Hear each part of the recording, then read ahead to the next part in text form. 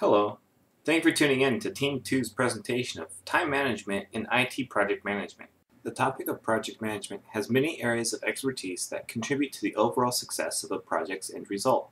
Today we'll be focusing on the important factor of project time management and its roles in project planning, project breakdowns, and the creation and control of a project schedule.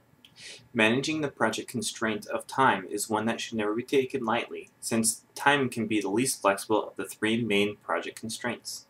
In order to ensure that a project proceeds in a timely manner, it is important to define all project activities, the resources it will take to complete the activities, and the duration that each activity will take. This can be done by following the 6 main processes associated with project time management, which include defining activities, sequencing activities, estimating activity resources, estimating activity durations, developing the project schedule, and controlling the project schedule. Given the proper time and attention, project time management can be a team's best ally when trying to meet the project deadlines and due dates.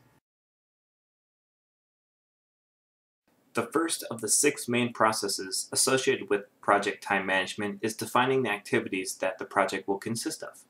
The best way to ensure that all project activities are accounted for is to create an activity list, which is a list that is found on the project schedule and includes the activity name, activity identifier, and a brief description of each project activity. The main goal of defining project activities is to allow the project team to understand all work that must be done before the project can be called complete. Once the activity list is completed, activity attributes can be created, which provides more detailed information on each activity, such as predecessors and successors of each activity. An example of activity attribute information includes an activity ID, description, work breakdown structure number, activity predecessors, and successors. Milestones are another important factor of defining project activities. Milestones are often reached after a certain number of project activities are completed. Defining project milestones allow a team to ensure themselves that they are completing the project in a timely fashion. For example, a project initiation milestone may be reached after a scope statement, a work breakdown structure, and the project charter have been completed. An example of the milestones that our team used are on the left of this slide. The second of the 6 main processes, sequencing activities, builds upon the first by examining the defined activities and detailing relationships and dependencies between them. In order to clearly identify the relationships and dependencies, the activities need to be sequenced. For example, if a house was being built, we know that the walls and roof would be 2 large activities. By sequencing them, we would know that the walls would need to be built before the roof. Therefore, the roof is dependent upon the completion of the walls.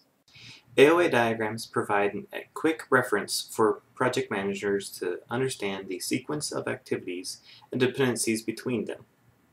Each node represents a start and/or finish of an activity. AOA diagrams can help with identifying conflicts or constraints within the schedule.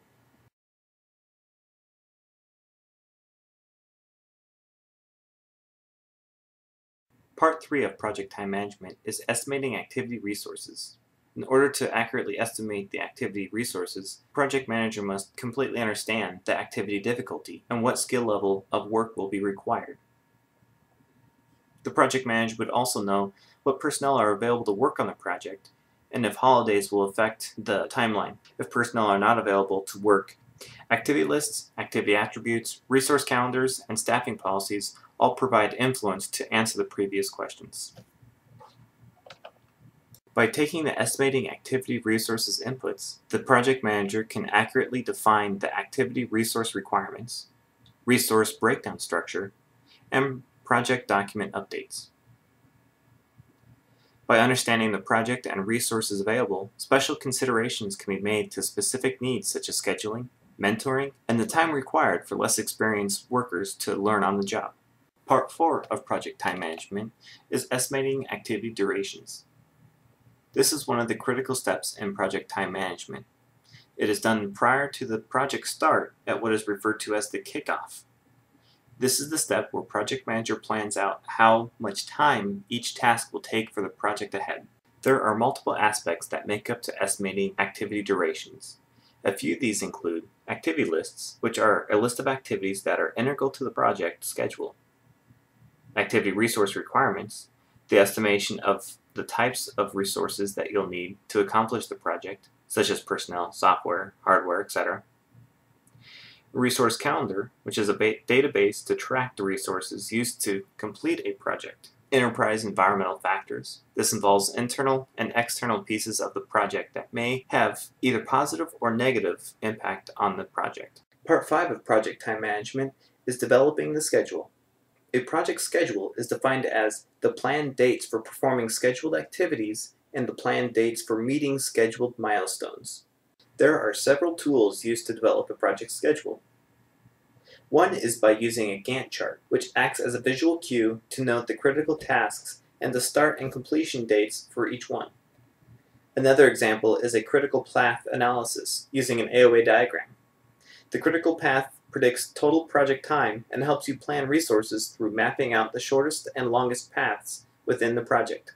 There's also the critical chain scheduling method, in which identifying a weak link in the system that helps to focus resources on an area that will keep the project moving forward. The final management tool is the PERT analysis, which is short for the Program Evaluation and Review Technique, and is used when individual items within a schedule show high degrees of uncertainty. These tools are essential for any good project manager to develop an effective schedule. Part 6 of project time management is controlling the schedule. Controlling project schedules can be considered the point of project time management where the rubber meets the road. For it is in this portion that the project is executed according to plans previously laid out in order to yield desired project deliverables. According to our text, there are 4 main goals to controlling the project schedule. Know the status of the schedule, influence factors that cause schedule change, determine that the schedule has changed, then manage changes when they occur. In order to effectively achieve these goals, the project manager must leverage several tools and behaviors.